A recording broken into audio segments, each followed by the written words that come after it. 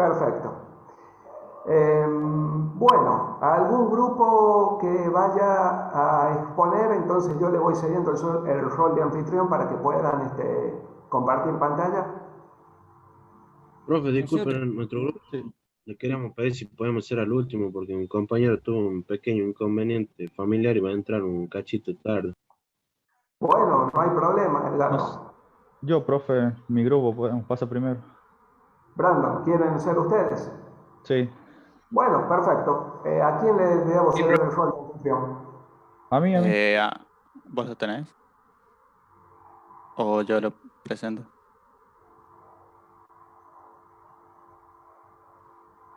¿Brandon A o mí, Valentín?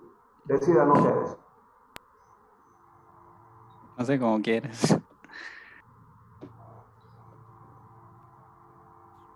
¿Brandon? Profe, no sé si podremos pasar primero nosotros porque hay un chico de nuestro grupo que está con datos móviles. Tal vez se Perdón, le acabe hay chicos que, ¿qué problema tienen, Gonzalo? que no tiene internet y está con datos. Ah, perfecto. O sea que Bueno, en cualquier momento se puede cortar. bueno. ¿Les parece, Brandon y Valentín, que les cedamos el primer lugar entonces? Yo soy de su grupo de Boceti. Ah, son del mismo grupo. Yo también, profe, Guayache. Bueno, listo. ¿A quién le cedo el rol entonces? A mí. Valentín, perfecto.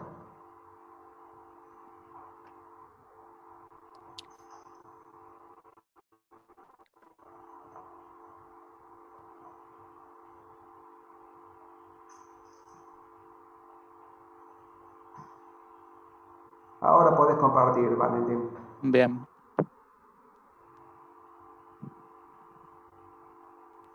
¿Qué tema les toca a ustedes? ¿Se ve ahí? Bueno, profe, ¿me escucha bien? Sí, Agustín, ¿se escucha? A nosotros nos tocó el ciclo diésel, como verán en la imagen. Bueno, voy a hablar un poquito de lo que es la historia, quién más o menos creó el motor de ciclo de combustible diésel, ¿verdad? Bueno, empezamos un poco con la historia que fue creado por el ingeniero alemán Rudolf Diesel, que desarrolló la idea del motor, donde obtuvo la patente alemana en 1892. Su objetivo era crear un motor más eficiente. Los motores, ¿cómo es? Los motores a gasolina fueron un poco más antes de 1876, donde en esa época no eran tan eficientes, junto a estos motores diésel y a explosión son llamados motores térmicos de la combustión interna.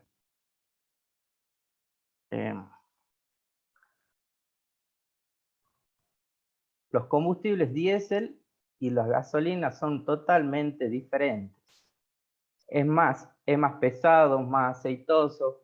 El diésel se evapora mucho más lento que el de la gasolina. Tiene un punto de ebullición más o menos de 180 a 300 grados centígrados.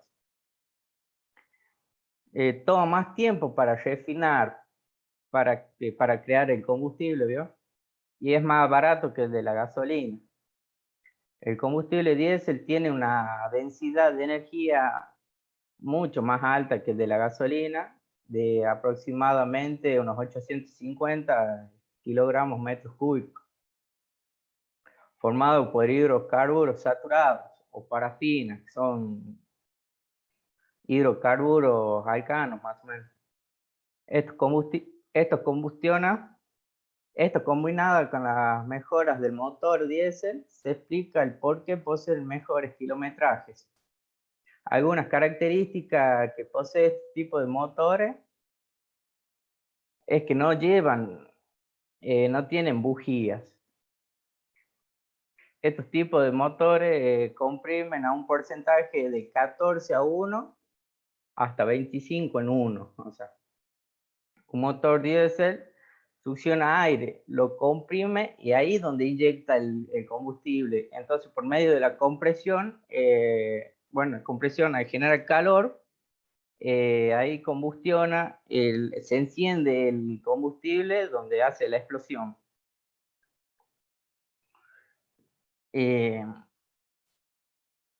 Bueno, hay, como dice, son motores de inyección de combustible directa, o sea que van directamente al cilindro de cada pistón, ¿verdad?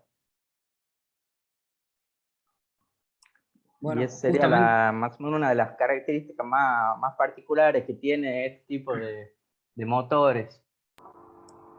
Bien, excelente.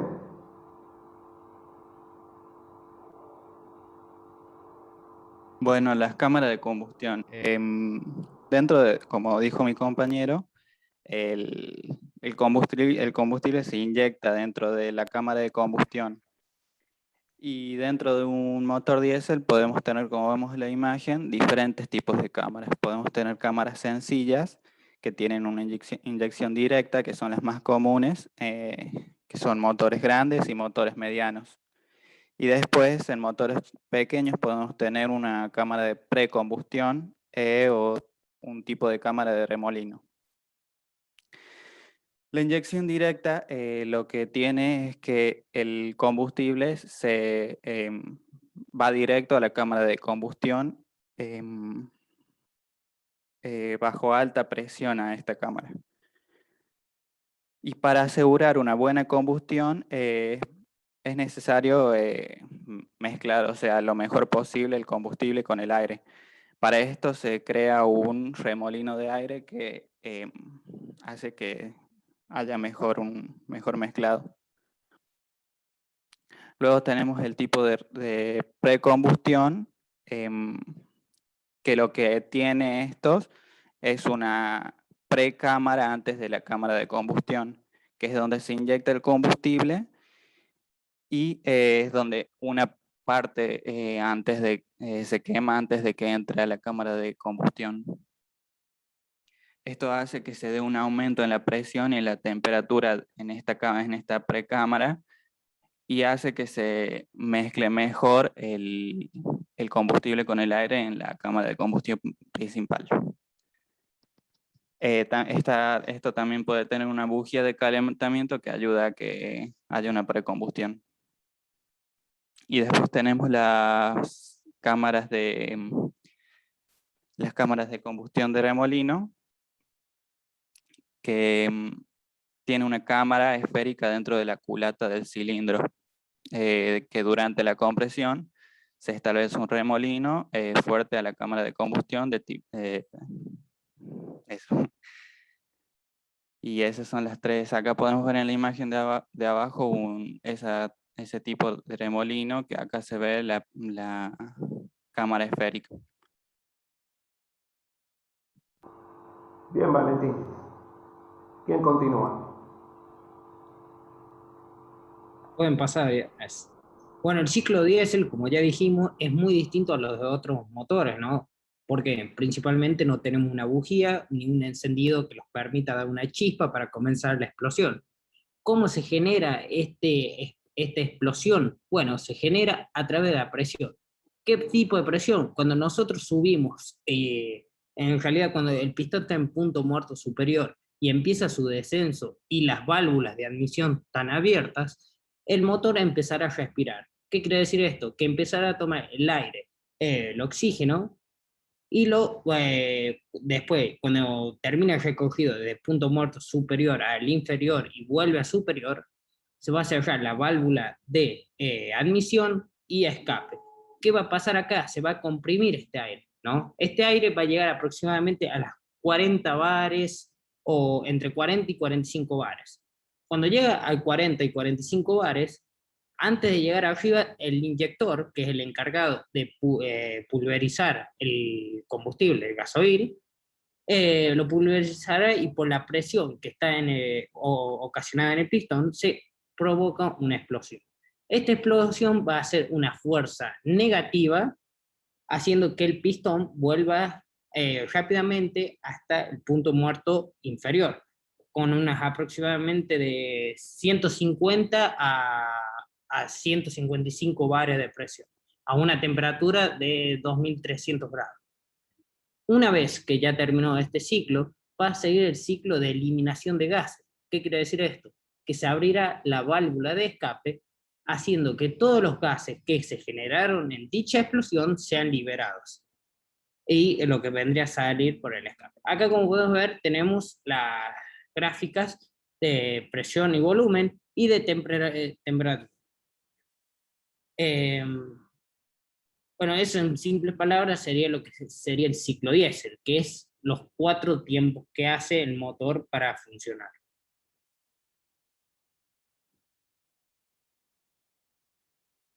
Pasarla al lado.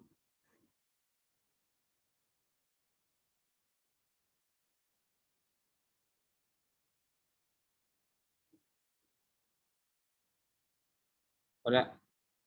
Perdón, profe, se me había cortado. No hay problema, ahí pueden continuar. Bien, bien.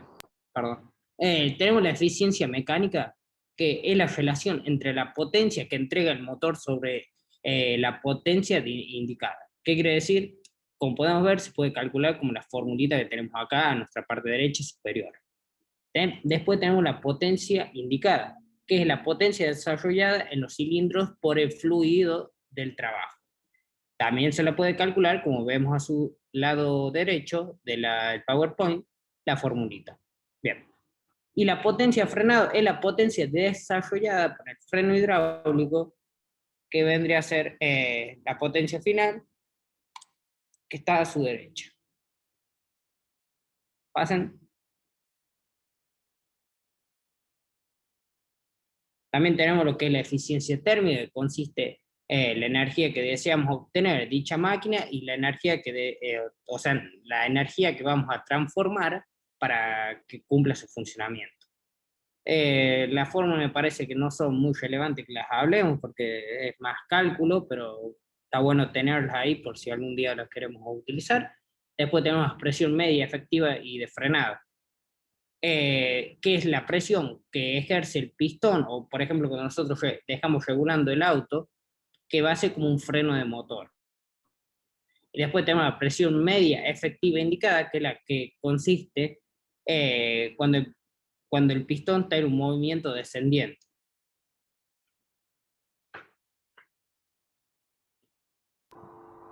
Bien.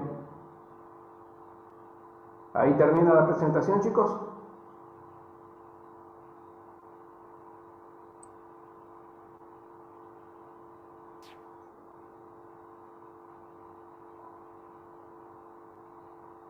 Chicos del grupo. Ahí Sí, sigue profe. el otro compañero. Ah, perfecto. Sí, profe, ¿me escucha? ¿Sí se escucha? ¿Hasta dónde dejó Bocetti? Se me cortó justo a mí, no sé a dónde dejó. Sí, profe, yo le continué lo que vendría a decir él porque se le había cortado justo. No sé si queremos volver para atrás, que él les puede explicar con más detalle. No vamos a tener tiempo de volver para atrás, disculpen. No, decime a dónde lo dejaste vos. En eficiencia térmica, de ahí para adelante. Ah, listo. Presión media efectiva al freno. ¿Sí? Que debe estar. Es la presión teórica constante que imaginariamente se ejerce durante cada carrera de potencia del motor para producir una potencia igual a la del freno. La formulita se la ve ahí al costado, que la podemos ver. También tenemos la presión media efectiva indicada. Es la presión constante que actúa durante la carrera completa del pistón en su movimiento descendente. Producirá la misma cantidad de trabajo obtenida durante el ciclo real completo. La presión efectiva indicada puede determinar directamente a partir del diagrama del indicador sobre la base del análisis respectivo. También aquí tenemos la formulita a la que se podemos indicar cómo se calcula.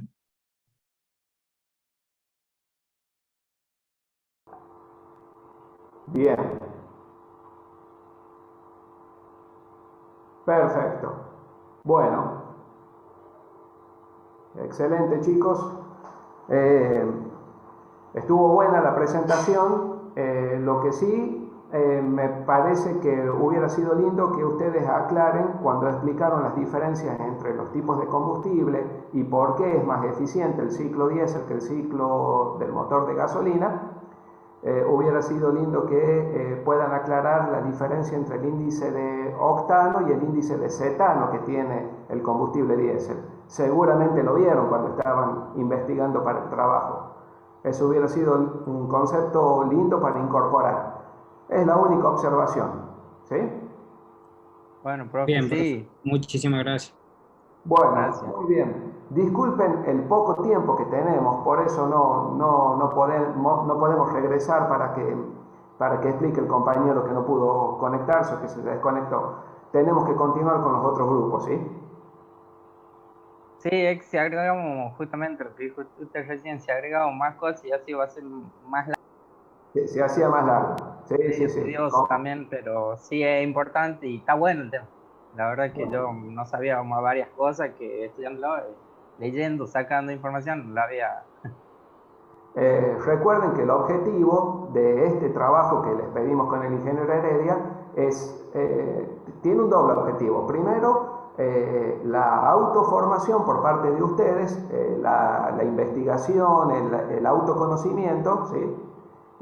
Y por otro lado, que ustedes actúen como docentes para sus compañeros, y que ellos vean como clases positivas lo que ustedes están presentando, ¿sí? Esa es la doble función que tiene esto. Bien, a ver, acá me está comentando Fernando Barrio Nuevo. Grupo 2, perfecto, le vamos a ceder el rol de coanfitrión a Fernando Barrio Nuevo, entonces. Martín González es el que va a compartir en nuestro grupo, profe. Martín, bueno. Muy bien, Martín.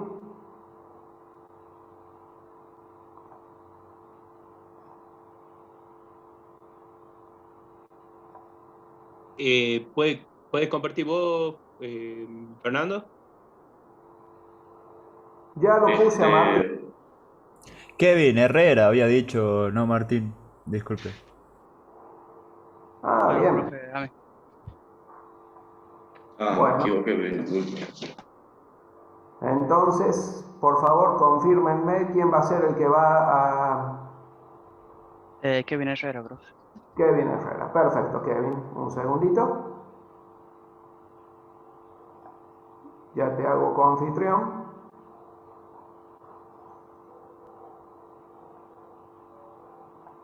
Listo.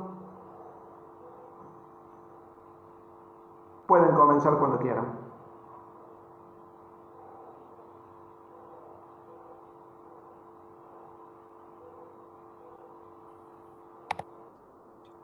Bien. ¿Qué tema les tocó, por favor? Bueno, nosotros somos el grupo 2, nos tocó el motor rotativo tipo Walker. Y bueno, para comenzar, vamos primero a dar una reseña histórica del motor, su evolución, su gran evolución que tuvo.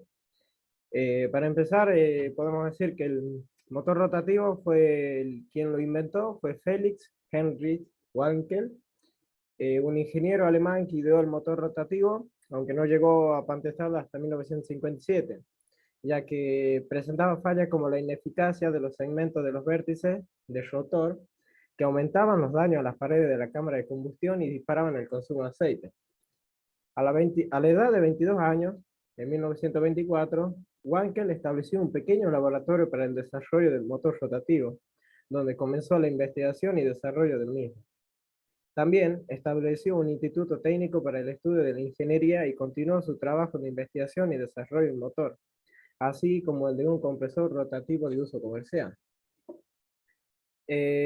Una importante empresa manufacturera de motocicletas, NSU, marca alemana, mostró gran interés en las investigaciones de Walker. Entonces, NSU, al verse atraída por el concepto del motor rotativo, creó una sociedad con Walken en la que la empresa se concentró en el desarrollo de un nuevo bloque para el motor. En 1957, Walken y NSU completaron el prototipo del motor rotatipo tipo DKM, que combinaba un bloque cilíndrico con un rotor triangular en su interior. De allí nació el primer motor rotativo. El presidente de Mazda, Tsuneishi Matsuda, inmediatamente vio el gran potencial del motor rotativo y comenzó negociaciones personales con NSU. Dichas negociaciones terminaron en julio de 1961 en la firma de un contrato con la aprobación del gobierno japonés. Al tiempo que Mazda realizaba estas pruebas con el motor fabricado por NSU, hizo su propio rotativo en noviembre de 1961, uno de diseño propio que, sin embargo, ambos motores estaban seriamente afectados por la marca de rozamiento y debido a eso su uso práctico no era posible sin una solución. En abril de 1963, Mazda organizó un departamento de investigación para el motor rotativo, donde estuvo encabezado por el ingeniero Kenichi Yamamoto y con 47 ingenieros más en las divisiones de investigaciones, diseño y prueba de análisis de materiales. Entonces, el grupo comenzó la investigación y desarrollo con el objetivo del uso práctico del motor rotativo para una producción en masa. Dentro del análisis del grupo, el punto crítico que tenía era la marca de rozamiento y debía ser resuelto. Entonces, en la etapa inicial del desarrollo del motor, otro problema que lo ocasionaba era la emanación de humo blanco debido al consumo del aceite, lo que le prohibía la comercialización, y la causa de este problema lo originaba un sellado inadecuado, que con la ayuda de otras corporaciones y otras empresas, Mazda pudo diseñar un aceite especial que que probó ser la solución. El primer motor de prueba de rotor diseñado por Mazda fue de 399 centímetros cúbicos, instalado en un deportivo Cosmo Sport Mazda. Básicamente ese fue el primer motor, el primer vehículo con el problema de los sellados y el consumo de aceite. De allí se empezaron a hacer la producción de distintos modelos y en adelante. Bueno, eso sería un poco la reseña histórica, traté de ser breve y rápido. Lo que continúa en la diapositiva es el funcionamiento. Le doy el paso a hablar a Fernando Barrio Nuevo y gracias. Bueno, el motor Wankel, el más conocido, es un motor de combustión interna, solo que no tiene puntos muertos. Lo que actuaría como el cilindro de un pistón sería ese elipsoide que vemos ahí, que es como un 8, porque es más angosto en las puntas. Bueno, gira de manera excéntrica gracias a los engranajes que tiene, haciendo cumplir todo. Algunos dicen que funciona de una forma como si fuera un motor 2 tiempos, porque no tiene puntos muertos y también se genera la lubricación al mismo tiempo que la combustión. En el caso del primer tiempo, el ciclo empieza cuando el vértice del rotor cubre la lumbrera de admisión. Aquí podemos ver dónde están, poneme las partes. Bueno, ahí también lo podemos ver a las partes. Tenemos la 1 y la 2 que están las lumbreras tanto de admisión como las de escape. Cuando llega a esa parte, el ciclo comienza a girar hasta que se genera la compresión máxima y luego la bujía hace la explosión cuando queda justo en el centro de uno de los lados de esa especie de triángulo.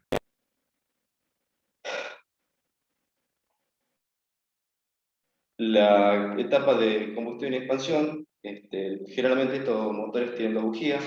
La cámara de combustión es larga, que se llama inflamaria, que se inflamaría demasiado lento si hubiera solamente una bujía. Cuando la chispa enciende la mezcla, el aire combustible la presión aumenta rápidamente, forzando el rotor a moverse en la dirección en la que el volumen de compartimiento crece. Los gases de combustión continúan expandiéndose, moviendo el rotor y transformando energía. En el tiempo de escape, el vértice del rotor descubre la lumbrera de escape, los gases de combustión pueden escapar, y a medida que el rotor se mueve, el volumen va disminuyendo, forzando así la salida de los gases. En el momento en que el volumen es mínimo, el vértice del rotor vuelve a descubrir la lumbrera de admisión, repitiéndose de nuevo el ciclo, como lo podemos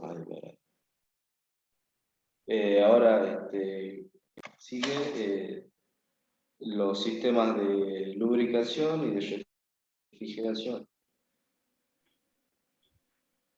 Bueno, el sistema de lubricación. El sistema de lubricación para el motor rotativo incluye la lubricación de los sellos y la superficie deslizante, como también así la lubricación de los rodamientos del cigüeñal, del rotor y los engranajes. La lubricación se puede dividir en dos partes, la lubricación del cigüeñal y la lubricación de los sellos. La lubricación del cigüeñal en motores de automóviles, para cubrir un amplio rango de operaciones se usa una combinación de sistema de lubricación forzada para alimentar una cantidad apropiada de aceite solo en los puntos requeridos del cigüeñal, con un sistema de lubricación separado para la superficie deslizante de los sellos. En la lubricación de los sellos, el lubricante sería la mezcla de combustible y aceite, que de esta forma sería como un tipo dos tiempos. Era uno de los grandes problemas, como dijo mi compañero al principio de la introducción. El sistema de lubricación fuel oil tiene una constitución sencilla y requerido para mantener la refrigeración del aceite elevada, la cual evita la cizalladura de los sellos causada por producto de la combustión. Y bueno, en los motores de automóviles se utiliza la lubricación forzosa o separada alimentada por una bomba de aceite. Esta descarga una cantidad apropiada de lubricante de acuerdo a la velocidad y carga del motor. Y la refrigeración. La refrigeración del motor rotativo se genera en el motor rotativo se generan grandes diferencias de temperatura debido a que cada proceso del ciclo de combustión se origina en una sola región fija de la carcasa. La temperatura en esa superficie interna de la carcasa afecta la formación de la capa lubricante, además de deformaciones térmicas que afectan la hermeticidad del motor. El sistema de refrigeración de la carcasa disminuye las diferencias de temperatura y previene esfuerzos térmicos locales, como también las deformaciones térmicas y el pico máximo de temperatura. Para poder refrigerar la carcasa, el rotor debe poseer la mayor cantidad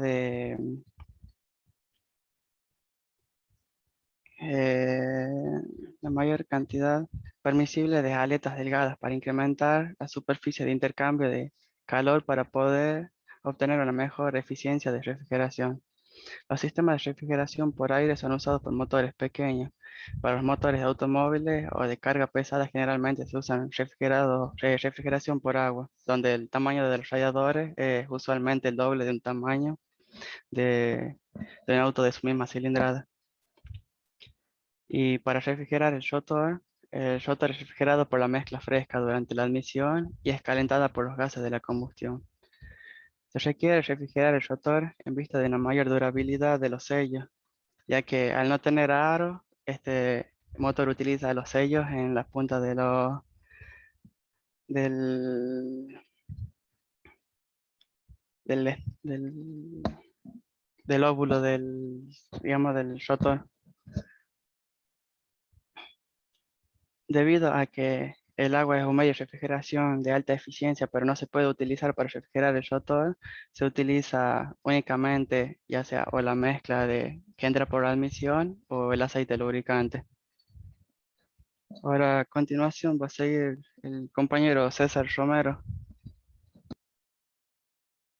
Bueno, yo voy a hablar sobre ventajas y desventajas del motor rotativo Wankel. Bueno, empiezo por las ventajas. Las principales ventajas que tiene este motor es que tiene menos piezas que un motor convencional. ya que esta solamente cuenta con el rotor, el árbol motor, sistema de refrigeración y engrase. Por eso son más fiables. Otra ventaja es que todos los componentes están equilibrados internamente. Es decir, que tienen contrapesos giratorios que le permite suprimir cualquier vibración y contribuir a la suavidad de la marcha. Estos también nos ofrecen una potencia más suave, ya que en general las vibraciones de estos motores son mínimas, porque las inercias dentro del motor son muy pequeñas. Otra ventaja es que el peso total es menor en comparación a de los otros motores convencionales, ya que posee menos piezas. En cuanto a las desventajas, eh, podemos decir las emisiones de carbono que emiten estos tipos de motores, ya que son muy altas y no bajan la posibilidad de supervivencia de estas. Además consume mucho aire, combustible y aceite. Otra desventaja es que al haber menos tipos de motores de estos, hay menos universalidad hay menos universalidad. Es decir, que hay menos personal cualificado en comparación al de los otros motores convencionales. Por ende, es más caro arreglar este tipo de motores que los otros. Otra desventaja es que son motores complejos y se nota las necesidades de estanqueidad entre las diferentes secciones del rotor. La complejidad también se nota en el encendido, pues todas las piezas y componentes deben estar perfectamente sincronizados para que no se produzca una combustión precoz que podría estropear el motor. El freno motor no existe, o al menos podemos decir que es parecido a un DT que a un 2T que a un 4 tiempos, motivo por el cual es necesario compensarlo con sistemas de freno más potentes de lo que pareciera necesario. Bueno, y después tenemos las aplicaciones que podemos ver en las motocicletas, en los autos.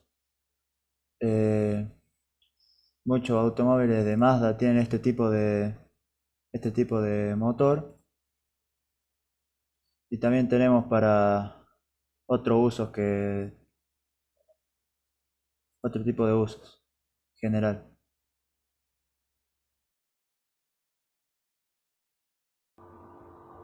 Bueno, perfecto.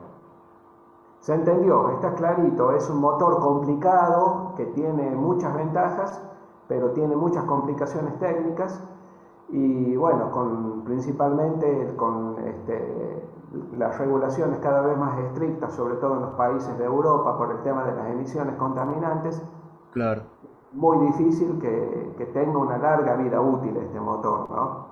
A pesar de lo genial Sí, eso leí también que en promedio no tiene muy larga vida.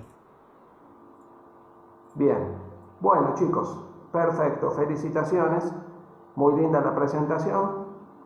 Pero, profe, falto yo. Perdón, pensé que había terminado ahí. Continúen. ¿Qué podés volver, Feder, al que comparte a la presentación de las partes? Bueno, yo voy a explicar el tema de la parte del motor wankel, o sea, más que todo ¿cómo se dice? El funcionamiento, que ahí se puede ver que tenemos lo que es ¿cómo se dice? La lumbrera de admisión. Y bueno, la lumbrera de admisión y de escape, el estator, digamos, las lleva instaladas a cada uno de los lados. El tema del estator, por ejemplo, se trata, digamos, de una parte fija con una cavidad interior que de forma elíptica, o sea, con forma de un 8, que está cerrada por sus dos caras. Y es más o menos equivalente a la pieza del motor tradicional, que sería un cilindro. El tema, por ejemplo, de la bujía, van instaladas en el lado contrario a la lumbrera. Y bueno, la función sería la de encender la mezcla de aire y combustible. El tema, por ejemplo, del piñón, se trata de una rueda dentada, ¿sí? Que funciona de manera solidaria con respecto al eje motor. Y bueno, y va engrasado con la corona del rotor. Otras cosas que no sale ahí, por ejemplo, en la imagen esa, en la diapositiva, son los patines. Los patines son unos segmentos que van colocados en los vértices y esto mantiene la estanqueidad radial entre los lados. Otra cosa también son las láminas en forma de vector que van ubicados en canales hacia los lados del rotor y esto permite la estanqueidad axial. En cuanto, por ejemplo, al piñón, el que engrana por medio de una corona dentada que está dispuesta en el hoyo interno del rotor. También tenemos la cámara de combustión, y bueno, eso en cuanto a cada cámara es un cilindro autónomo, porque realiza el ciclo completo en cada revolución que hace el rotor. En cuanto al rotor, es una pieza de forma triangular, ¿no? Con lados curvos y realiza un movimiento en el interior del estator. Sus vértices se encuentran en todo momento, ¿no? En contacto con las paredes de la cámara. Y en los lados lleva unas cavidades que sirven como cámara de combustión, en el que en el interior lleva una corona dentada. Una cosa que tienen, por ejemplo, el tema, por ejemplo, del material del rotor, que por ahí es importante, ¿no sabes? Los requerimientos para el material serían, por ejemplo, la alta densidad, la fatiga, y a las altas temperaturas. También la alta resistencia al desgaste, tener un coeficiente de expansión térmica pequeño, y bueno, y también tener buenas propiedades para la fundición y maquinaje.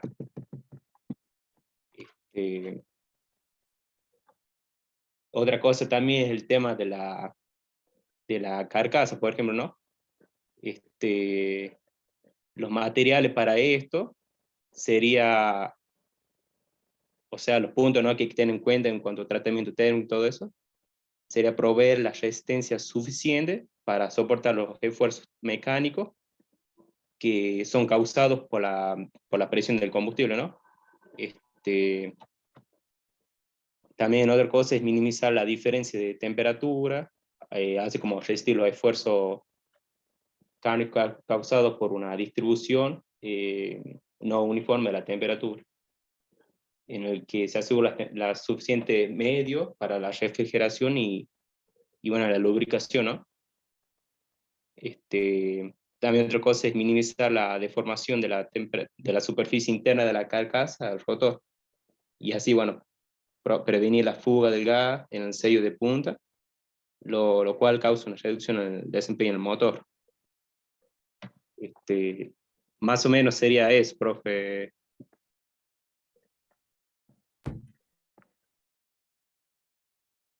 Es que el motor Wankel trae dos bujías, por si no lo notaron, ya que con una no le es suficiente terminar de hacer la combustión completa de la cámara en la que lleva el trocoide.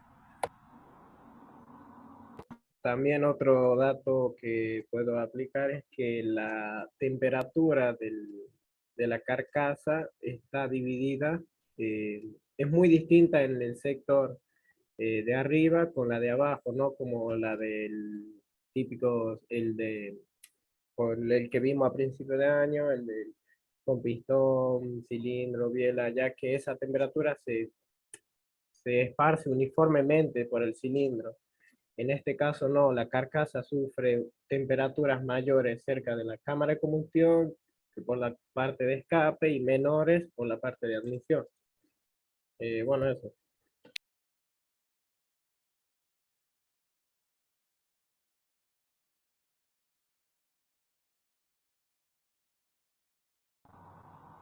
Bueno, chicos, ¿Falta algo de la presentación? No, intentamos compactar toda la información en un Power de 15 diapositivas, pero sí, falta lo que está en la monografía, que no entró todo, digamos. Bueno, pero ustedes lo terminamos cargaron el haciendo, trabajo en el campus, ¿verdad? sí, terminamos haciendo una monografía de 50 páginas con todos los tratamientos técnicos, algunas mediciones para el cálculo, No, lo que pasa es fabricación. que el tiempo de exposición era muy breve como para que pudieran exponer todo eso, entonces está muy bien. Ustedes intentaron hacer un resumen y es lo que expusieron aquí en el PowerPoint. Así que bueno, muy bien. Los felicito. Muy lindo el trabajo, muy linda la exposición. Y lamentablemente, rápidamente tenemos que pasar al siguiente grupo, ¿sí? Gracias. Bueno, profe, gracias. Muy bien. Perfecto. A mí, profe, ¿se me puede pasar el anfitrión? Brandon, muy bien. Sí. ¿Qué tema les toca a ustedes? Nosotros somos el grupo 1, nos tocó vehículo híbrido no enchufable. Excelente.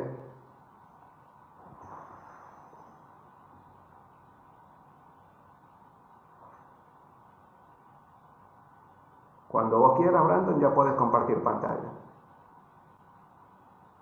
Bien, bien.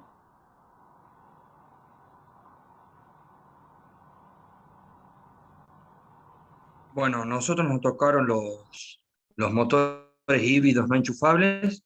En nuestro grupo está, en nuestro grupo está consistido por Mesana Matías, Romero Brandon, Acevedo Díaz Máximo y Herrera Franco. Bueno, el motor híbrido en sí es un motor donde no tiene mucha historia, ya que ahora recién se le está haciendo mucho hincapié y no como antes. El primer híbrido fue de Ferdinand Porsche el 14 de abril de 1900, el cual se llevó a cabo en una exposición mundial de París, el cual solo tenía 64 kilómetros de autonomía. Después de un tiempo, Toyota recuperó esa iniciativa en 1976, en donde llegó a hacer un prototipo de deportivo híbrido, el cual lo denominó Toyota GT Hybrid Concept. Después, recién en 1995, Toyota presenta de manera pública la primera versión del Prius, el cual recién en 1997 se pudo largar al mercado japonés y en el 2000 en el estadounidense. En Argentina tardó 9 años en llegar al mercado para el comercio argentino.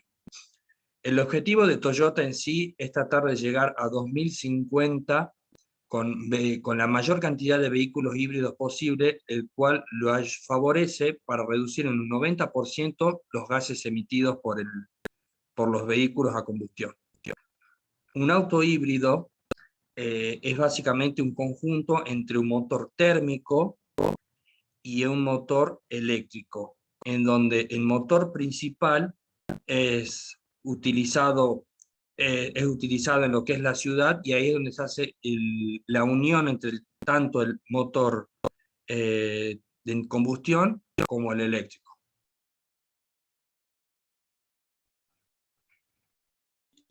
Bueno, vamos a tratar de explicar el funcionamiento de un vehículo híbrido en 4 pasos, o en 4 etapas. Lo primero es cuando el auto arranca desde estar quieto, ¿no es cierto? En este caso, el motor eléctrico es el que alimenta al automóvil, aprovechando la energía almacenada en la batería. Cuando el vehículo se encuentra a una velocidad constante, que sería el paso que sigue, medianamente constante, ¿no es cierto? Por ejemplo, cuando el vehículo va en ruta, o cuando uno agarra avenida y agarra la famosa onda verde y lo lleva más o menos 50-60, a una velocidad medianamente constante, ahí sí se pone en marcha lo que es el motor a nafta, o de combustión interna, ¿no? Durante este trayecto, el motor en algunos modelos puede alimentar el generador, que produce electricidad, y esto se almacena en la batería. ¿Por qué se trata de usar el motor a nafta únicamente cuando el vehículo va a una velocidad medianamente constante? Bueno, nosotros sabemos por física, voy a tratar de anotar acá. Nosotros sabemos por física que cuando un móvil se mueve a una velocidad medianamente constante, o en realidad a velocidad constante, el móvil se encuentra en lo que se conoce como MRU o equilibrio translacional dinámico. La particularidad acá es que la suma de fuerzas que actúan sobre el cuerpo es igual a cero. Por ejemplo, si el vehículo va a 100 km por hora en la ruta y se mantiene a 100 km por hora, la suma de las fuerzas que actúan sobre el móvil es igual a cero. Supongamos que el móvil se mueve hacia allá. Las fuerzas que estarían actuando serían la de rozamiento contra el aire, que es la que hace que si yo levanto el pie del acelerador el vehículo se frene, y la del motor, que es la que lo empuja para adelante. Entonces, si el vehículo se mueve a una velocidad medianamente constante, todo lo que tiene que hacer el motor es equiparar la fuerza de rozamiento, que es una fuerza relativamente pequeña. En cambio, cuando se da una fuerte aceleración, que sería el paso que sigue, voy a borrar lo que está escrito. Cuando se da una fuerte aceleración, ahí sí trabajan juntos lo que es el motor a gasolina y el motor eléctrico. ¿Por qué? Bueno, una fuerte aceleración implica una gran variación de velocidad en poco tiempo. Es lo que nosotros hacemos cuando apretamos fuerte el acelerador. Por física sabemos que fuerza es igual a masa por aceleración. Entonces, si yo necesito una gran aceleración, que la velocidad de mi vehículo varía de forma grande en poco tiempo, yo necesito una gran fuerza. ¿Cómo consigue el vehículo esta gran fuerza? Combinando lo que es el motor a nafta, el motor de combustión interna, con el motor eléctrico.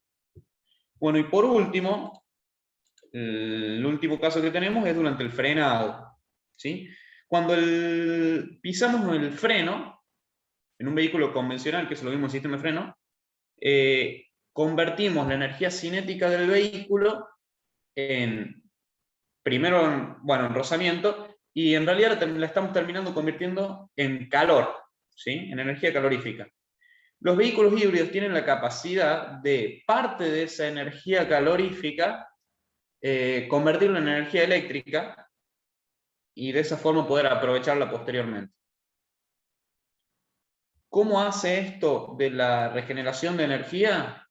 De lograr almacenar parte de la energía que se perdería en un coche convencional. Bueno, lo hace de la siguiente forma. El vehículo posee lo que sería un generador, que lo vamos a simbolizar con una caja. Sería nuestro generador. Y dentro del generador posee dos partes que están acopladas. Para explicarlo sencillo y que se pueda entender. La parte de la izquierda, o uno de los dos acoples, va solidario a lo que sería el tren de tracción, o sea, en la mayoría de los vehículos el tren delantero, o sea, vendría a girar junto con las ruedas, ¿no? Y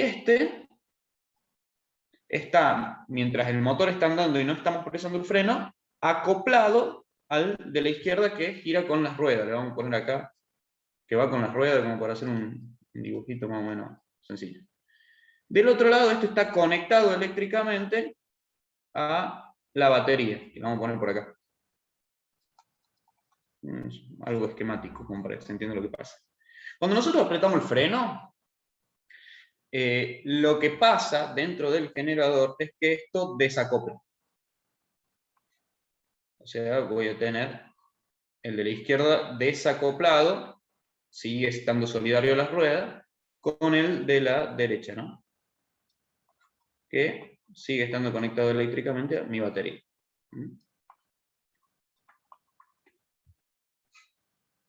Bueno, esto del desacople lo hace un sistema inteligente. Los vehículos híbridos poseen una computadora inteligente que maneja prácticamente todo el vehículo, entonces cuando voy a apretar el freno, manda el desacople.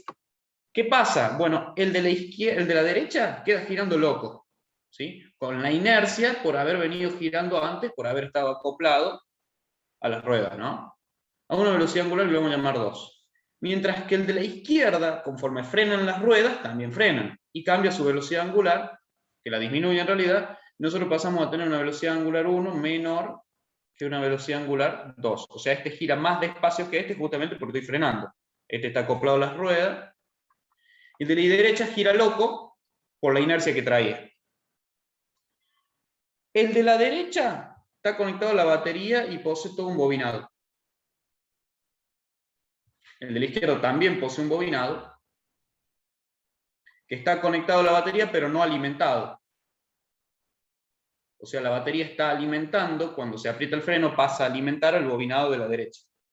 ¿Qué pasa cuando la batería alimenta el bobinado? Se genera, como siempre que una corriente circula a través de un conductor, un campo magnético.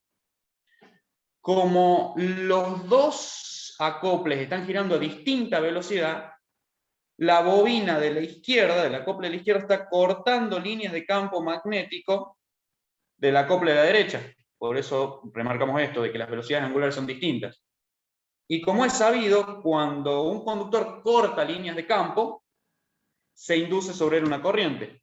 Entonces, ¿qué es lo que hace? Bueno, un generador de corriente eléctrica, así es como se genera la corriente eléctrica que todos consumimos. Entonces, por acá se induce una corriente eléctrica, que es la que termina alimentando a la batería, y de esa forma es como se logra convertir parte de la energía que se perdería en el frenado en energía eléctrica.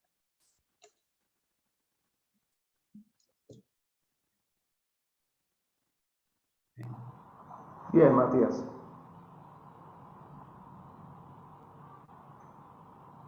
Ahí llego yo. Bien, ahora yo voy a comenzar a hablar sobre los componentes que conforman un vehículo híbrido. Primero que nada tenemos lo que es un motor de combustión interna. También tenemos lo que son los generadores. Tenemos un generador aquí y luego tenemos un motor eléctrico. También tenemos lo que es una batería híbrida. En este caso vamos a hablar lo que es un Toyota Yaris, que lo compone, está compuesto por 38 celdas que generan una cantidad total de 270 voltios. Luego también tenemos lo que es un depósito de combustible, que es el convencional que traen todos los vehículos, y una caja de transmisión que acopla lo que sería el motor térmico con los motores eléctricos. Voy a pasar a explicar cómo funciona por sus partes. Primero que nada tenemos acá la batería. La batería de este vehículo híbrido tiene un límite que se puede utilizar hasta el 41%. Ese 41% se lo utiliza para poder mover el MG1, que es el motor generador, que es el encargado de arrancar al motor de combustión interna. Este motor 1 también tiene la funcionalidad de cargar a la batería.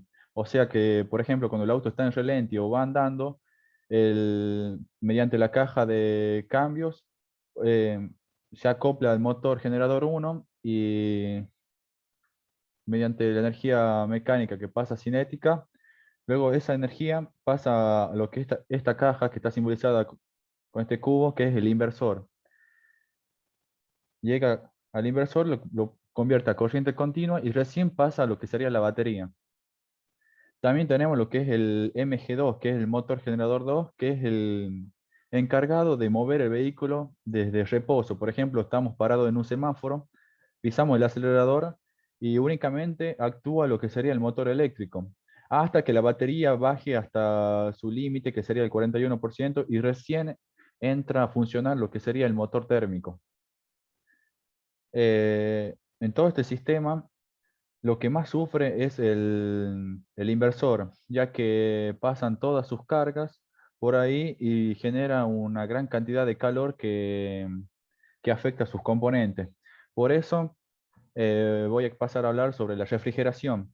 En este caso podemos ver que este vehículo tiene dos tanques de líquidos refrigerantes. Acá tenemos el principal, que es el que se utiliza para refrigerar lo que sería el motor de combustión interna, y luego acá, como podemos ver, tiene otro, que es el que se utiliza para refrigerar lo que sería el inversor, que genera muchísimo calor.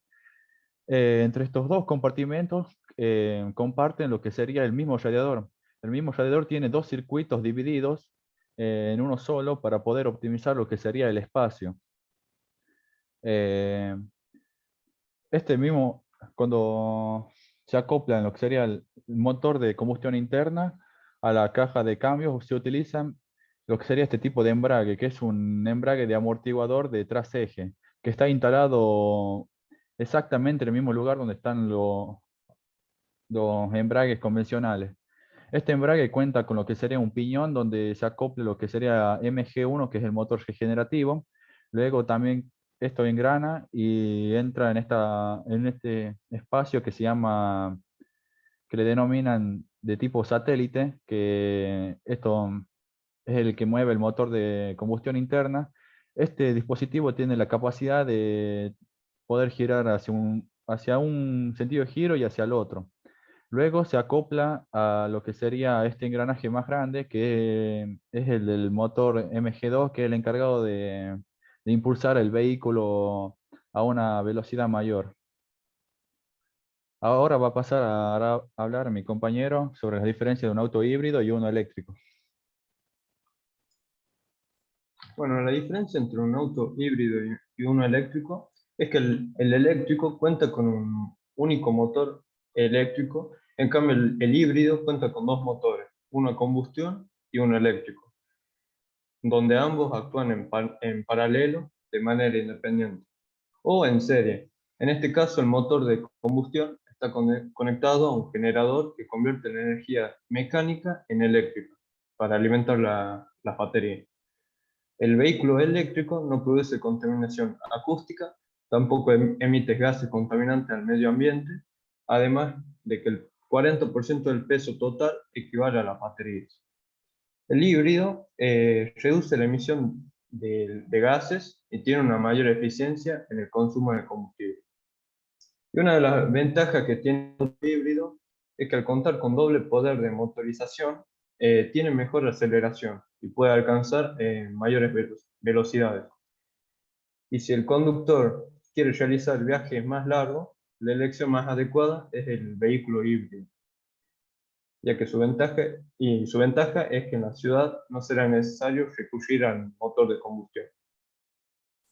Y las ventajas y desventajas del auto híbrido enchufable y no enchufable, la siguiente diapositiva.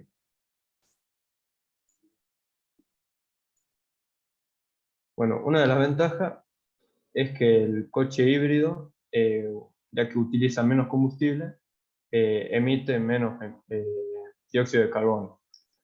Otra es que todas equipan con un distintivo ambiental eco o cero emisiones, por lo que permite al conductor beneficiarse de una serie de ventajas, como serían reducción del impuesto sobre el vehículo de tracción mecánica y el impuesto de matriculación, entre otros. También el tener equipado menos componentes mecánicos limita el riesgo de sufrir una avería mecánica. En cuanto al mantenimiento, partes como los frenos y los neumáticos sufren un menor desgaste en un coche híbrido que en uno con un motor tradicional. La desventaja es que este tipo de vehículos tienen un precio mucho más elevado que uno convencional. Y otra ventaja es que debido a que cuenta con dos motores y hay bastante tecnología en dichos motores, los costos de mantenimiento pueden ser demasiado altos. Y al recargar la batería, lo que implica tiempo y un incremento en el precio de la factura de la luz, es necesario contar con red eléctrica. Pero si se utilizan cargadores gratuitos de supermercados o centros comerciales, se pueden contrarrestar este inconveniente. Y la siguiente diapositiva, el análisis económico que hicimos sobre el vehículo híbrido, es que en términos de combustible, se produce un ahorro de un 15 y un 25%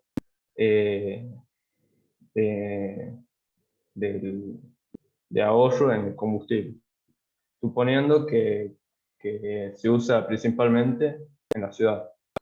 Y según un estudio que realizó Toyota, es conveniente la compra de un auto híbrido, ya que si se realiza un mínimo de 15.000 kilómetros anuales, el auto en unos 8 o 10 años se produce una amortización de los precios.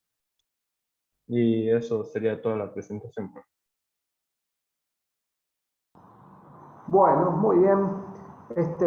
Estuvo muy linda, lo felicito. La única observación que hay yo es que mencionaron en un momento que los vehículos eléctricos completamente tienen menor aceleración que el vehículo híbrido. Yo creo que ahí hay No, un error. fue al revés. Es que, Ah, sí, sí. me Lo que parece que lo tiene mencionaron mayor al revés, aceleración en claro. baja es que tiene muchísimo torque. Claro, Y esa perfecto. es la gran comparación que tiene con un vehículo híbrido o a combustión interna común. Perfecto, Brandon, eso quería comentarles, que es mucho mayor el torque y la aceleración de un motor eléctrico que el de los motores de combustión o el vehículo híbrido. Buenas noches, Martín. Buenas noches, Claudio. Buenas noches, alumnos. Mil disculpas por la demora. Yo recién vengo de una reunión. Tenía, bueno, todo el interés de estar presente desde el comienzo, pero lamentablemente se prolongó más de lo debido, así que mil disculpas nuevamente. Así bueno, acá estamos un poco para escucharlos, un poco a ver qué es lo que han podido investigar al respecto. Hay una cuestión que justo, bueno, desde el momento que me enganché, digamos, con este grupo, creo que fue la diapositiva, la penúltima o antepenúltima, donde hacen el comparativo de los híbridos o híbridos y los no enchufables. Ahí me queda una duda, a ver, ahí está. Capaz, no, la siguiente. Ahí está. No me queda un poquito claro ahí, debe ser porque justo me enganché acá, ¿no es cierto? Pero cuando habla de ventajas y desventajas de los vehículos híbridos, enchufables o no enchufables, no queda claro eso de vehículos híbridos, enchufables o no enchufables. No sé si lo pueden aclarar a eso. Sí, sí. Un vehículo híbrido no enchufable es que, como dijo mi compañero anteriormente, es que la batería se regenera con la frenada o con el mismo motor de combustión interna. Y tiene una batería de menor porte que lo que sería un vehículo enchufable, que esos tienen una batería mayor y también se regeneran con la frenada y el motor de combustión interna, pero tienen también la facilidad de enchufarlo a la corriente alterna de un domicilio para poder Claro, tener más autonomía. está bien, porque de ahí, digamos, justamente, ¿no? Que quede bien clara la diferencia. Tenemos los vehículos híbridos, justamente se llaman híbridos por tener doble motorización, ¿no es cierto? Al hablar de vehículos híbridos, justamente tienen esos dos motores que ustedes hacen referencia, el motor de combustión interna, que normalmente no es con el ciclo que nosotros lo estudiamos, con el ciclo Otto, sino que es un ciclo Atkinson, ¿sí? Que es un ciclo que, digamos, que tiene muy pequeñas diferencias respecto del que nosotros estudiamos, del ciclo Otto, pero que tiene un funcionamiento mucho más económico, es decir, hace más kilómetros por litro de combustible, resignando un poco lo que es la potencia, ¿sí? Entonces ese motor ciclo Atkinson se monta en forma paralela con un motor eléctrico y es ahí que surge esto digamos, de la idea del motor híbrido, ¿sí? Que no necesita ser enchufado, digamos, conectado a la energía eléctrica. Eso por un lado. Y por otro lado tenemos los vehículos que son puramente eléctricos, ¿sí?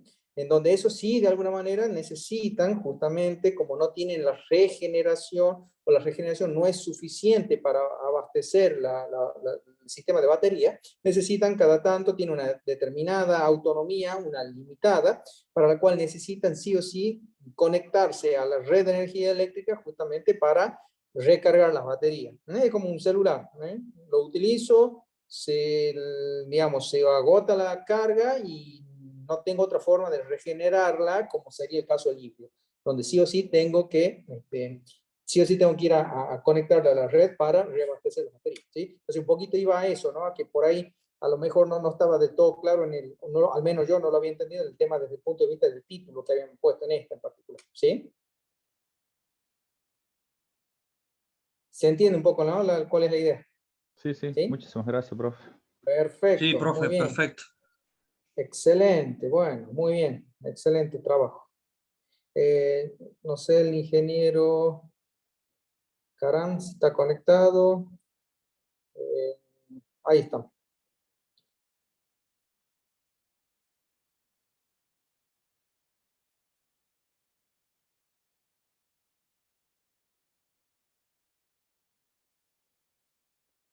Claudio, ahí estás conectado de nuevo.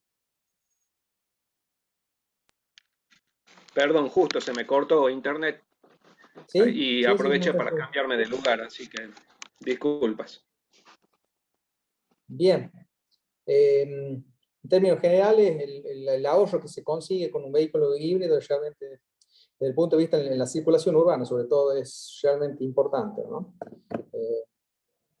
Y marca su diferencia con un vehículo convencional.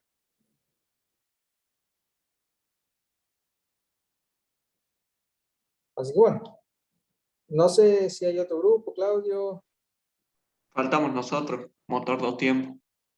Perfecto.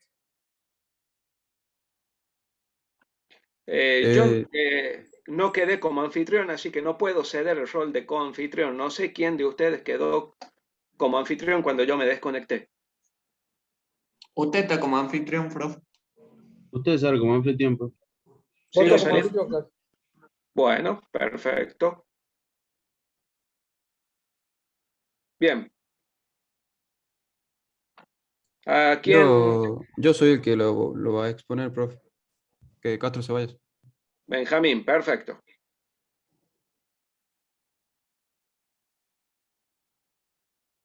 Ahora te estoy haciendo coanfitrión.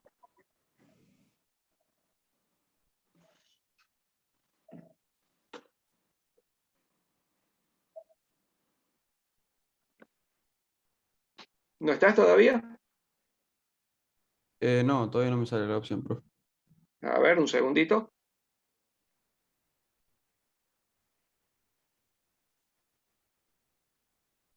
Me hizo a mí como anfitrión, profe. Sí, se ve que me Ahí está. equivoqué. Ahí está, Sí, ahora sí. soy yo. Bien, perfecto.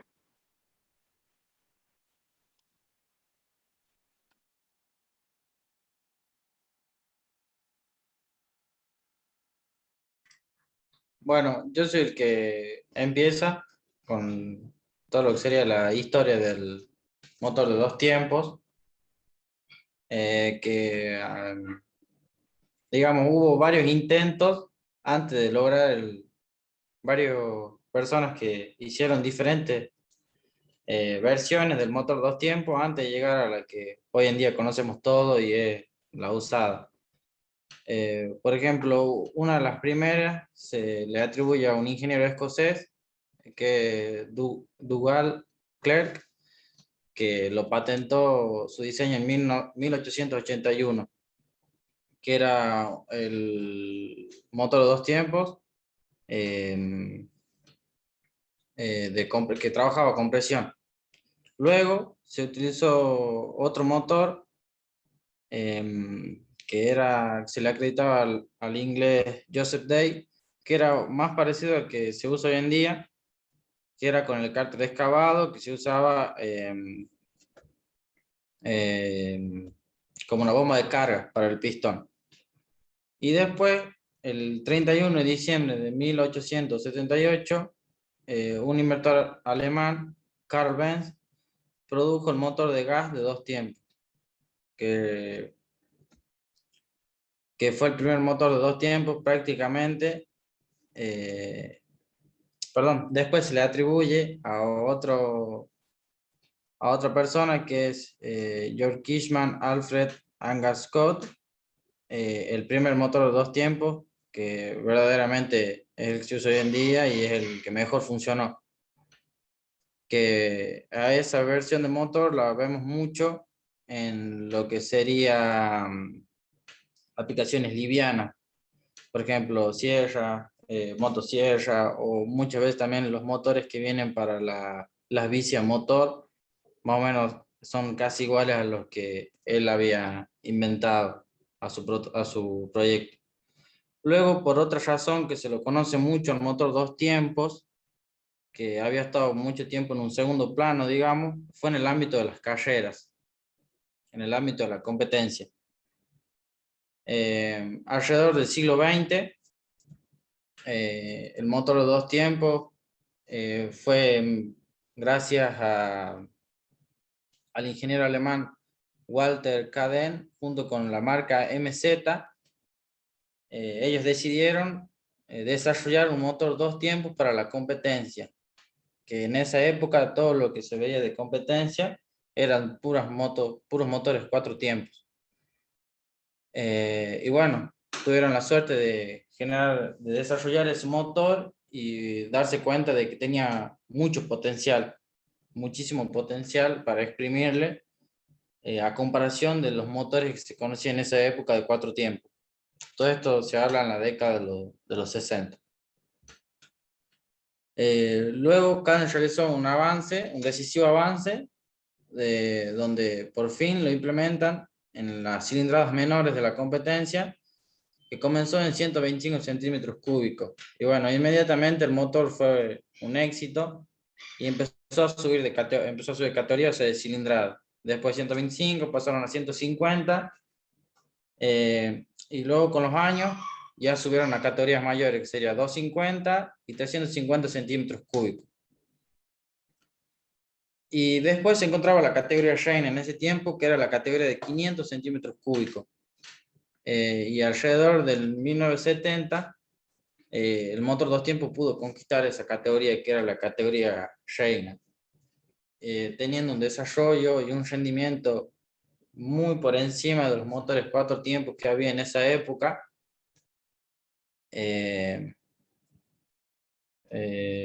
Y luego que Honda quiso desarrollar un motor para salir a competirle al 502 tiempos que estaba corriendo en esa época, que no tuvo éxito. O sea, utilizaron muchas mejoras, por ejemplo, pistones ovales, 2 bielas por cilindro, 2 bielas, 2 bujías por cilindro, magnesio, fibra de carbono, y muchas cosas que el motor 2 tiempos no tenía, no eran implementados, era un motor mucho más rústico, se podría decir, pero una vez más se demostró que no eran rivales para en aquella época los motores 2 tiempos. Después, a lo largo de los años, con el avance de la tecnología, la implementación de la tapa de cilindro, el árbol de levas y todo que hubo en el 4 tiempos, el 2 tiempos fueron quedando un poco atrás. Pero hasta el día de hoy, las motos que se usan en el MotoGP actualmente están generando la misma potencia que tenían los motores 2 tiempos en el año 2000-2001, que era una potencia de 280 caballos por litro. Así que estas motos actualmente son hasta 1000 centímetros cúbicos, o sea, el doble, y el motor 2 tiempos todavía sigue teniendo muchísima importancia en todo lo que sería la historia de las carreras. Ahora sigue mi compañero con el funcionamiento. Bueno, una vez habiendo hablado más o menos de la historia, repasando un poco, vamos a tocar el tema del funcionamiento del motor 2 tiempos. El motor de 2 tiempos tiene un funcionamiento muy sencillo que consta de un ciclo de 4 fases. Como ocurre en el motor convencional de 4 tiempos, pero este realiza las mencionadas 4 fases anteriores en tan solo 2 tiempos. Es de ahí su nombre. En el motor de 2 tiempos, el cambio de gases se dirige mediante el pistón, no como en el de 4 tiempos, que es por válvula. Y el pistón en su movimiento varía las circunstancias de compresión del cárter y del cilindro. Acá podemos ver un GIF de más o menos el funcionamiento del motor. Ahora vamos a explicar cada tiempo, ¿no? El primer tiempo, llamado admisión-compresión. En este primer tiempo comienza con el pistón en su punto muerto inferior. El pistón se desplaza verticalmente hacia arriba, comenzando una carrera ascendente. Durante esta carrera, digamos, va abriendo la lumbrera de admisión a la altura del cárter, lo que permite que ingrese mezcla de aire, aceite y combustible. Al mismo tiempo, el pistón al ir en carrera ascendente comienza la compresión de la mezcla en la cámara de combustión. Así concluye el primer tiempo. Ahora pasamos al segundo tiempo. Este se llama combustión y escape. En el segundo tiempo comienza con el pistón cuando alcanza el punto muerto superior, momento en el cual concluye la fase de compresión y la bujía lanza una chispa eléctrica que inicia el proceso de combustión, generando una explosión, lo que eyecta, digamos, el pistón de manera descendente, generando una enorme cantidad de energía cinética o de movimiento. En el cárter, la mezcla es precomprimida por el pistón descendente. En el momento preciso, el pistón, mientras, digamos, va en carrera descendente, deja libre la lumbrera de escape o canal de escape en el cilindro, que es por ahí por donde salen, digamos, los gases los gases resultantes de la combustión. Poco después, la lumbrera de carga que conecta el cárter con el cilindro, por lo que la mezcla precomprimida pasa por este, llenando el cilindro y expulsando los últimos, o sea, los restos de los gases que habían quedado anteriormente de la combustión anterior, quedando la cámara de combustión libre de gases y ingresando nuevamente mezcla fresca para comenzar de nuevo el ciclo de 2 tiempos. Y así es, digamos, el funcionamiento del motor. Acá podemos ver por diagramas la fase de admisión, la fase de compresión, y acá la fase de combustión y la fase de escape. Ahora seguimos con las características constructivas. Bueno, el motor de 2 tiempos tiene un diseño bastante sencillo, lo que permite que sea un motor compacto, liviano, con una buena relación potencia-peso y un precio bastante bajo. Estas características le dan a estos motores una versatilidad inmensa en comparación con otros motores, ya que pueden ser utilizados en motos, autos pequeños y herramientas para el hogar como cortadoras de césped y motosierras. Otras diferencias constructivas que podemos observar es que en su interior el motor de 2 tiempos no necesita árboles de levas ni válvulas, ya que la admisión del combustible y el escape de gases se realiza mediante lumbreras incorporadas tanto en el cárter como en la tapa de cilindro. Además de todo esto, el combustible del motor de 2 tiempos está mezclado con el lubricante, el cual permite que sea posible en que esta mezcla ingrese al cárter y lubrique todas las piezas del motor. Pasa a la siguiente diapo, por favor. Esto, perdón, me olvidé de decirlo. Bueno, esto es lo que ya había dicho. Y bueno, dentro de las partes que tiene este motor, bueno, encontramos el cilindro, que suele estar fabricado de hierro, aluminio, y sirven para permitir el movimiento del pistón. Y de la capacidad que tengan estos cilindros va a surgir la cilindrada del motor. También tenemos la tapa de cilindro, que esta pieza cierra el cilindro por arriba y soporta la bujía.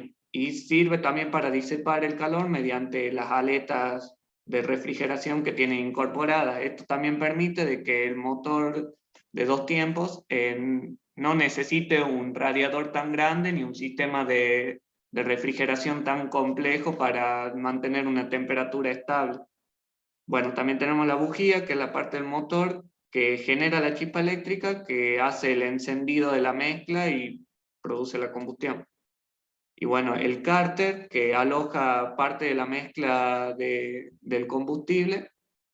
Y tenemos el pistón, que como pueden ver acá en este esquema, tiene esa forma como de cuña, la cual facilita que la mezcla de aire y combustible entre a la cámara de combustión y expulse los gases de escape. Pasa a la siguiente, por favor. Bueno, el cigüeñal es la pieza que se encarga de producir el movimiento constante del pistón y trabaja en unísono junto al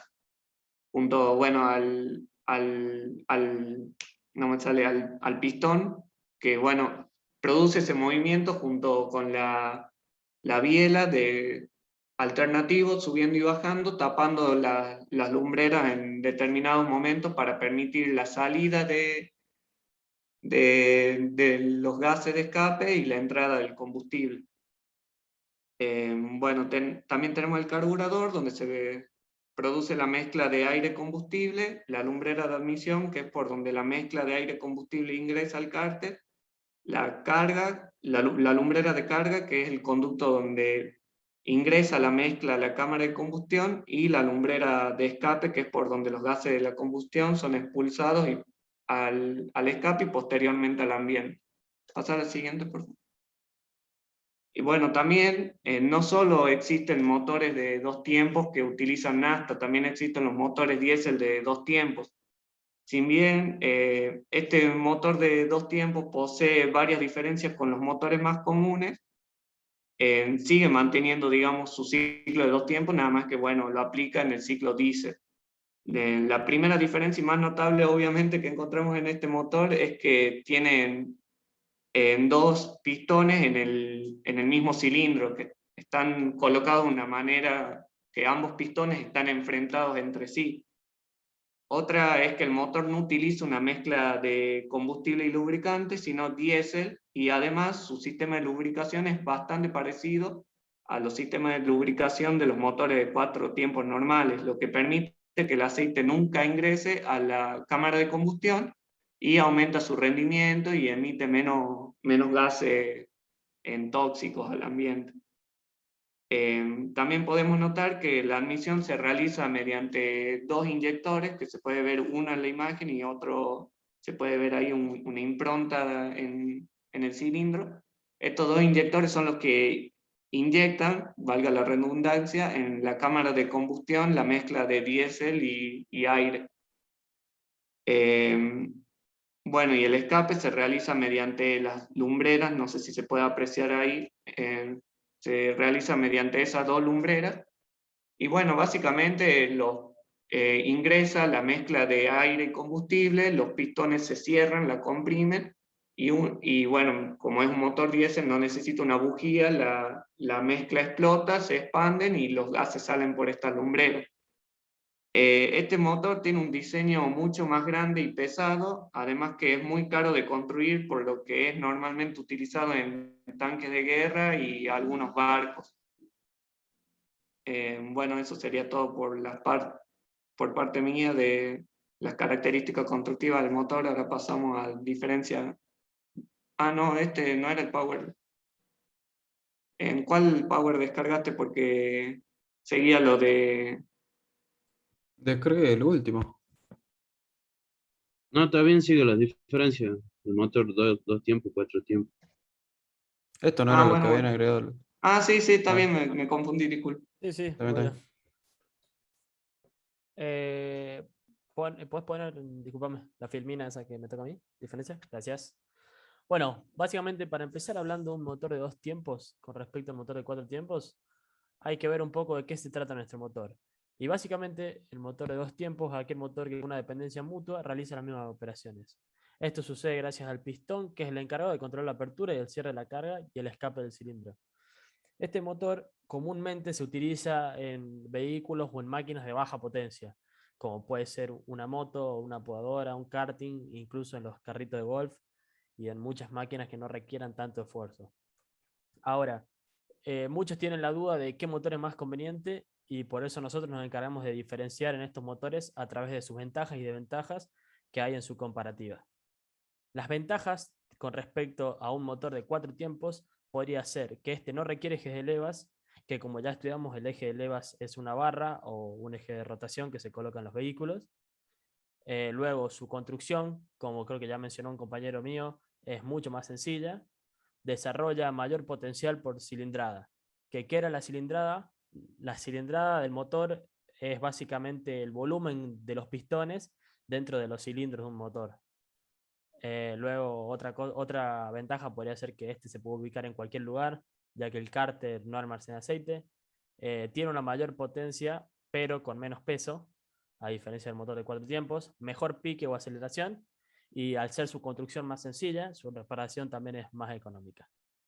Las desventajas ahora serían que es un motor bastante más contaminante que el motor de 4 tiempos, no se aprovecha del todo el combustible ingresado, su rendimiento es un poquito menor y más reducido, ya que, como decimos, no es para cualquier máquina, sino para máquinas de menor porte, y requiere combustible y aceite de 2T, Y y a la hora de usar este motor, notaremos que en el conductor o en la persona que use la máquina va a generar mayores vibraciones que capaz hay gente que le molesta o que no se siente conforme con esto. Bueno, por último, vamos cerrando.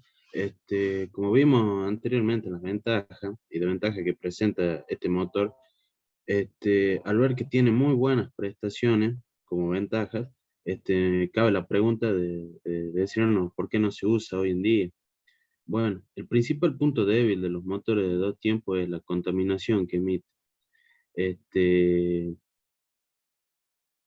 o sea, es su principal punto débil. Y bueno, a la hora de realizar las explosiones internas, como ya vimos, el cilindro, en el cilindro, gran parte del combustible o mezcla fresca que entra a la cámara no se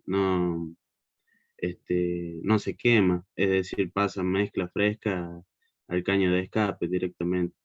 ¿Qué nos da como resultado esto?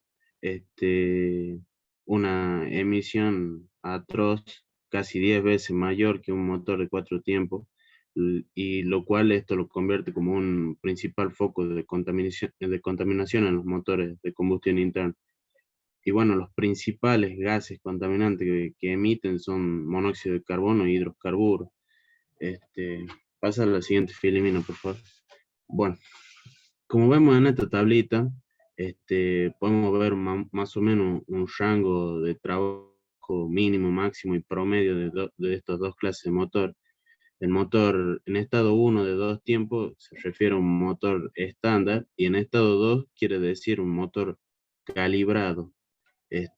Como podemos ver en la contaminación en la emisión de hidrocarburos, ppm, peso, volumen, que más o menos equivale a 1 gramo por litro.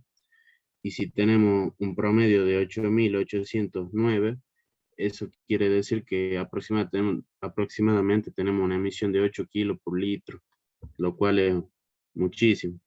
Si vemos en el motor de 4 tiempos, esta emisión no es tan grande, es muchísimo menor. Y bueno, pero dentro de todo en los rangos de monóxido de carbono y dióxido de carbono tienen rangos medianamente aceptables. Son más elevados que los de 4 tiempos, pero más o menos se los puede aceptar. Bueno, ¿qué es lo que llevó a que ya no se produzcan tanto estos motores? Aproximadamente de cada 100 motores a combustión que se crean, 96 son de 4 tiempos. ¿Por qué es esto? Porque, bueno, las asociaciones gubernamentales pusieron un rango en el uso de esta clase de motor. Algunos países directamente lo prohibieron y, bueno, otros es legal usarlo, pero, bueno, no es muy bien vista desde el punto de vista de estas organizaciones, que ciertos vehículos o maquinaria se produzcan en serie con esta clase de motorización. Bueno, eso más o menos sería aproximadamente por qué no se usa hoy en día los motores de dos tiempos. Y bueno, como dijo mi compañero, solamente los podemos ver en pequeñas maquinarias de uso doméstico, como cortadores de césped, motosierra. También se los ve en motocicletas, por ejemplo, destinadas a la competición y al alto rendimiento, como ser el motocross, y otras carreras, digamos. Por ejemplo, Suzuki es una de las pocas marcas que está implementando esta clase de motor en las competiciones de GP. Y bueno, esta, digamos, está en el foco de las grandes marcas constructoras de motocicletas. ¿Por qué? Porque, bueno, es un motor con buenas prestaciones y buen rendimiento, lo cual muchas marcas buscan el poder solucionar este inconveniente en las emisiones para así poder utilizar dicho motor y, bueno, no dejarlo en el olvido, ya que es un motor de muy buenas prestaciones. Bueno, eso sería más o menos todo. No sé si tiene alguien alguna pregunta. Bueno, disculpen, justo se me había cortado el internet en la última parte de la presentación, así que de mi parte ya lo voy a revisar después cuando veamos la clase grabada. Sí, en términos generales, digamos, está bastante bien el tema de la presentación. Quizás hubieran, digamos, un poco de, digamos, para tratar de ajustarse, ¿no es cierto? Para cumplir, quizás ustedes tienen 18 páginas, ¿no es cierto? Quizás hubieran ahorrado un poquito y ajustándose un poquito para cumplir con la consigna de 15, quizás a lo mejor reducir un poquito lo que es la historia o resumirla, digamos, ¿no es cierto? El tema de la historia, pero de ahí el resto, en términos generales, está bastante bien, bastante conciso el trabajo. Y les hago una pregunta, ya que estamos. Hablaron en cuanto a aplicaciones, lógicamente, lo que son las máquinas de cortar césped, lo que son las bordeadoras, ¿no es cierto?, que pueden llegar a utilizar este tipo de motorización, ¿no?, de dos tiempos, y hasta de mencionar hasta el caso, lógicamente, de la parte de la motocicleta. Les pregunto, ¿conocen alguna aplicación de este tipo de motor en vehículo de 4 ruedas, automóvil? Aplicación en serie, digamos, no. Yo he visto varios, por ejemplo, motores V8 de 8 cilindros, pero a 2 tiempos, que lo hizo un loco, digamos, ¿me entiendes? Está bien. O sea, no bien hecho, digamos, pero sí he visto yo autos. Bien, si me permiten y me hacen coanfitrión, les puedo mostrar un vehículo de los años 50, 60, producido acá en Argentina con este tipo de motorización.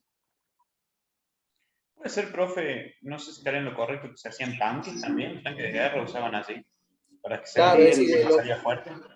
claro, lo que El mostraron motor ellos de pistones enfrentados lo utilizan tanque y barco, pero bueno, es exactamente. muy caro de construir, es muy fiable, eso sí, pero es muy caro de construir y complicado, incluso puede ser hasta desventajoso porque repararlo también es complicado por cómo tienen hasta, algunos creo que tienen hasta 3 cigüeñales, una cosa así complicadísima. Sí, sí, lo que mencionaba es decir, tiene aplicación dos tiempos, pero en su versión diésel, tal como explicaron los compañeros, ¿sí? Con pistones enfrentados y todo lo demás. Eso hay aplicaciones en la parte militar, ¿sí? Así que, pero yo les hablaba un poco, la pregunta mía iba dirigida si conocían algo de uso de vehículos de calle, de uso común, digamos. Si hay alguien que me puede compartir, Brandon Romero. una imagen de un vehículo que capaz que... Brandon Romero está sí, como él tiene anfitrión. Si está en línea y está conectado, por favor, o le envían un mensaje. Sí estoy, profe, sí, ahí va.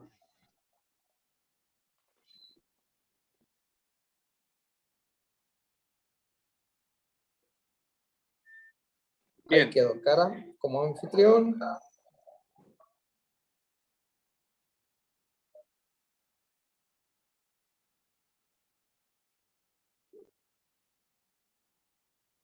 Listo, Martín. Ahí estamos. Compartimos pantalla.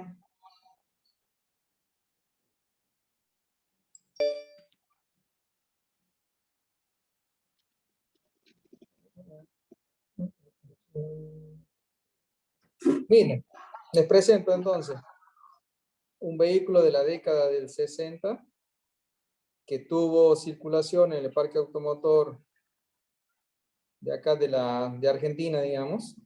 Y este vehículo en particular tenía la característica casualmente de estar equipado con un motor de dos tiempos, ¿sí? Motor de dos tiempos, se lo conocía básicamente como Auto Unión, ¿sí? Era de fabricación originaria alemana, digamos, y que después se pudo realizar aquí bajo la fábrica, si ustedes se fijan, hay DKW, ¿sí? Llegó a la Argentina en el año 1960. Tenía un motor, como decimos, que funcionaba bajo el ciclo de dos tiempos, de 3 cilindros, ¿sí? De 3 cilindros, y que, bueno, circuló, es más, debe haber por ahí alguno andando, muy pocos andando por la fecha, ¿no es cierto? Por la antigüedad que tenía. Pero En la ese es el época famoso DKW. en la época que éramos estudiantes con el ingeniero Heredia, teníamos un profesor que iba a la universidad con un auto de estos, con un auto Unión. Sí, exactamente. El ingeniero Clor. Sí, ni más ni menos. Así que bueno, ahí tienen entonces una aplicación de un vehículo, digamos, de estas El ruido características. que hacía más o menos era parecido a los motores de ahora, profe. Y era, digamos, ruido como si fuera, digamos, una moto de cierta cilindrada, de 400 centímetros cúbicos, aproximadamente. Es un motor como si fuera de una moto, nada más que ustedes sentían el ruido de una moto y veían pasar un vehículo. Era muy particular. La cortadora Así de que bueno, césped sería ahora. al menos quería... ¿Cómo? Una cortadora de césped sería ahora el ruido, más o menos. Una cortadora de césped grande. Claro. Algo así. Y con todas las características, ¿no? El famoso, digamos, por el caño de escape se veía justamente esto, ¿no? De lo que mencionaban por ahí. El hecho de que por el tipo de propio funcionamiento que tenía, se veía gran emisión de gases por el escape y muchos de ellos no combustionados, ¿no es cierto? Que es lo que mencionaba usted desde el punto de vista de la contaminación. Es una característica muy particular. Y otra característica particular que tenía, digamos, era que digamos, no existía en aquella época el concepto de lo que es el dínamo o el alternador, sino que tenía el concepto de dinastar, o algo como que era un generador y un tipo dínamo, pero que estaba en el frente y montado directamente en el eje del cigüeñal. Tenía una cierta particularidad, digamos, no cualquiera podía llegar a meter manos tan fácilmente, digamos, en cuanto a pensar en una reparación, ¿cierto? Había personas muy pocas en aquella época, que podían llegar a hacer, digamos, algún tipo de reparación sobre este tipo de vehículos. Así bueno, simplemente anecdótico, histórico, que viene un poco a colaborar con esto que presentaron ustedes. Así Yo que bueno, quería hacerle una pregunta a los sí. integrantes del grupo, porque mencionaron en 2 o 3 oportunidades como una de las características del motor de 2 tiempos su gran poder de aceleración, ¿sí? Y creo que quedó pendiente explicar a qué se debe eso, por qué tiene ese gran poder de aceleración respecto al motor de 4 tiempos. Porque por cada vuelta genera una ignición de combustible. En cambio, en el Perfecto. motor de 4 tiempos, cada 2 vueltas del cigüeñal es una explosión. Excelente. Eso es un dato muy importante que podrían haberlo mencionado en la presentación. Hay otro dato que no mencionamos tampoco, que es por qué los motores de 2 tiempos tienen esa forma en el caño de escape.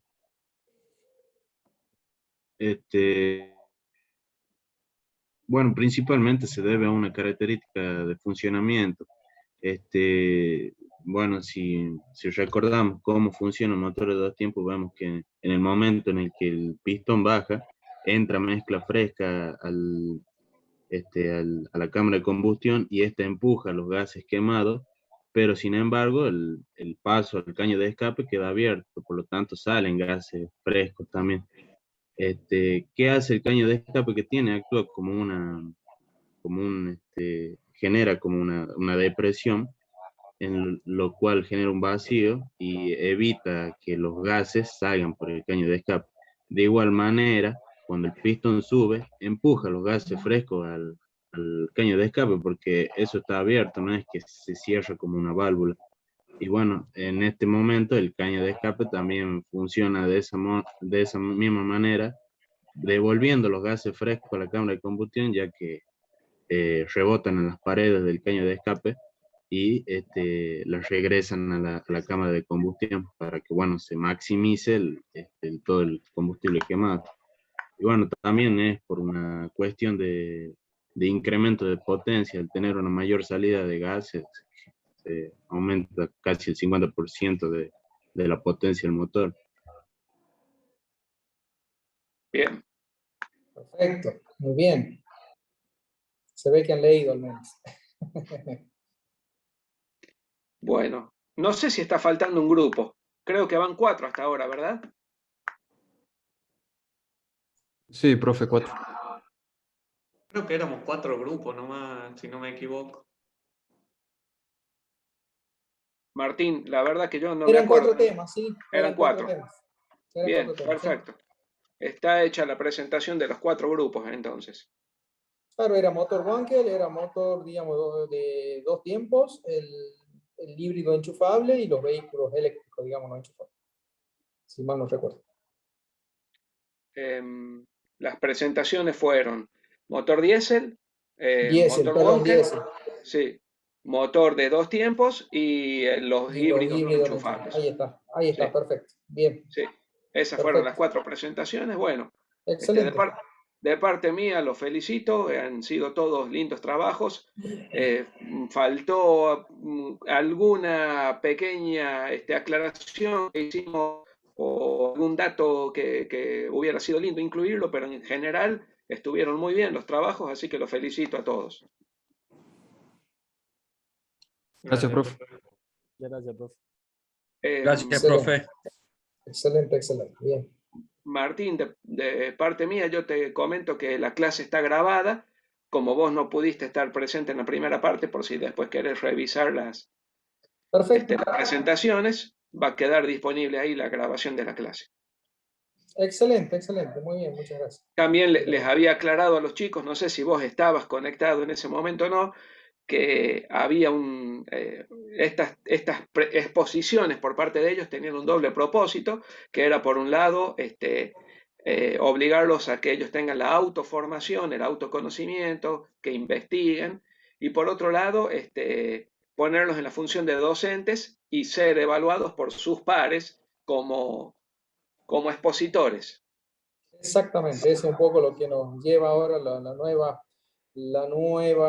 digamos, tendencia que hay en la parte educativa, que es esto de digamos, a que ya el profesor deje de ser el centro de la clase y que un poco tratar de imponer lo que es la que se llama como clase invertida, ¿no? En donde los propios alumnos sean la fuente de investigación, de presentación de trabajos, en donde el docente pasa simplemente a ser un mero guía, una mera guía, digamos, de lo que pueden llegar a estar investigando, dándole lo que son los temas, dándole por ahí quizás las fuentes de donde se van a nutrir de información, porque uno hoy por hoy, digamos, hay tanta información dando vuelta por internet que por ahí, digamos, es importante también tener en claro qué es bueno y qué no, ¿no es cierto? Así que bueno, un poco apuntamos a eso. Así que unas felicitaciones, muy buenos los trabajos, al menos de los que tuve oportunidad de estar presente. Así que excelente. Bueno, yo voy a parar la grabación, si te parece, Martín. Sí. En este momento.